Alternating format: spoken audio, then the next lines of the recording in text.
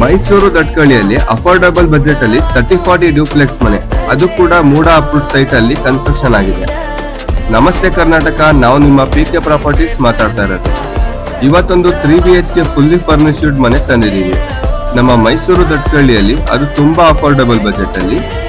ಈ ಪ್ರಾಪರ್ಟಿಗೆ 1,85,00,000 very slightly negotiable ಅಲ್ಲಿ ಇರುವಂತದ್ದು.